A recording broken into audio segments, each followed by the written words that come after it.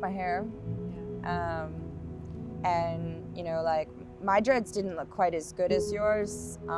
These made themselves last night.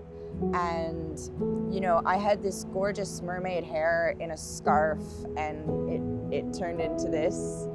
And this morning I woke up and I was like, this is a wig. Yeah. It's essentially like a toupee on my head. I just need to shave it off. I decided today was the day. I had a couple patches missing and I was like hell am I going to public like this? So, you know, I had a grieving process. Did a little ritual. I lit a candle, some incense, and I held the candle, and it was really cool. I laughed a bit and cried and kind of processed a lot, and I think I want to burn it. I think I want to burn it. I'm gonna probably do something with it at the fundraiser. So yeah, I guess today we're gonna go off and hand out some flyers and try to find some people who want to come out and adventure with us and support breast cancer. So it's really powerful.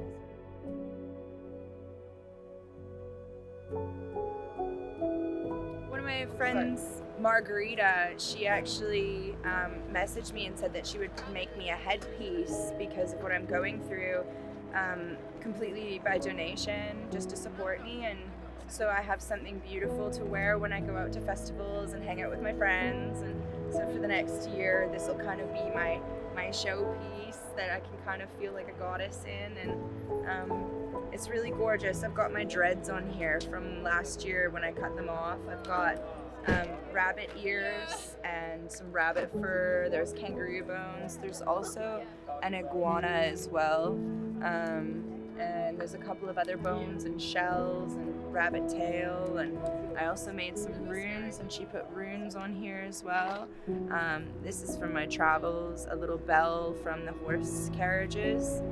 And she kind of threw it all together and had a vision for it. And she just told me, get me all your little trinkets and I'll put something together for you. And so this is what she made me.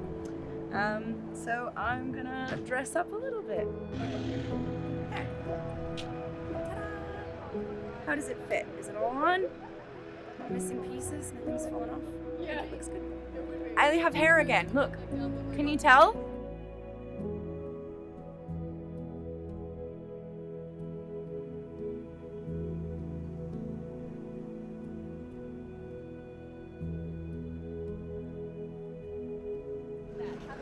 See you guys there. The fundraiser is actually going to be originally 2 days after my second cycle, which I'd be completely inebriated, like absolutely intoxicated. I would not be able to walk. I'd probably be pretty bedridden. And you know, it took me 8 days to get out of bed and actually move around the house for longer than 20-25 minutes. So I can't fathom having to try to run a fundraiser at the same time as doing a treatment.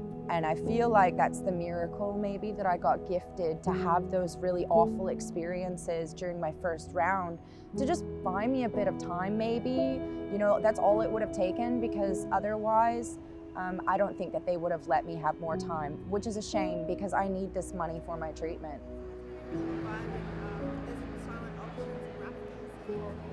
Sign the dotted line. You're paying for it. But because I'm paying for it and I'm not from this country, I don't get a right to choose the type of treatment that I wanted. I asked them, why am I doing chemo for 5 months when I have 2 tumors right here, and you know that when you cut this one out, you're gonna cut this one out as well. So why would you make me suffer for 5 months on chemotherapy to shrink it when it might not shrink it at all, and you could waste 5 months of my life killing my body and removing its ability to heal itself for 5 months before even considering taking them out. When I say it's my life, my body, I want it out. You're gonna do it anyway.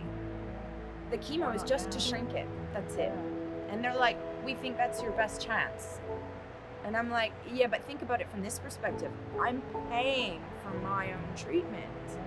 So I now am being forced to have to pay for something that I also can't even really afford. I'm being forced to put my body through more torture than what I would agree to, because this is the only way that I am able to pay for treatment here in Australia to get taken care of. Dotted lines, fine print. So you'd have to be in my situation to really even find out that that's the way that the system is, but it's just a system. There's no compassion.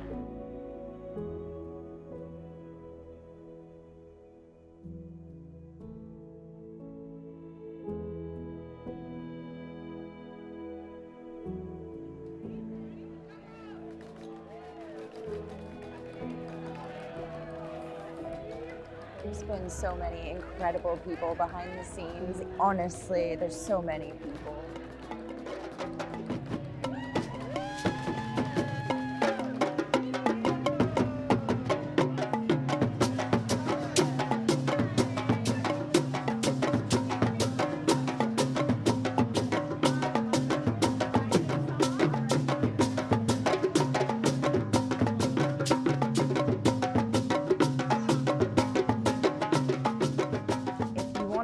Do this, Sarah, you need to speak to yourself in the future. That's a part of it. And they said, you know, one day you might actually hear yourself, speak to yourself, and you'll remember when you said that to yourself. I've actually had this conversation 2 days ago, and I didn't know what to say. I think the biggest thing that comes to mind is life, all of it. We got this. And I've been made for this.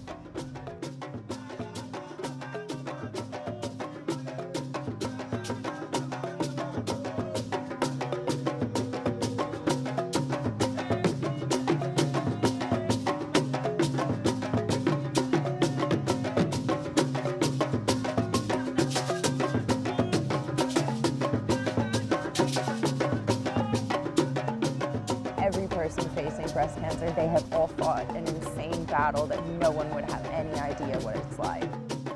I believe that only the strongest people would ever be given this journey.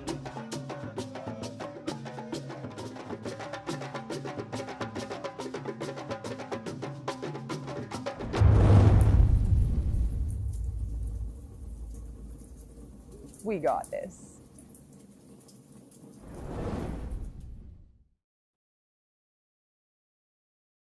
Come out to the Railway Hotel, May 23rd, 3 to 10 p.m. Sunday. See you there. Warrior Tribe, unite.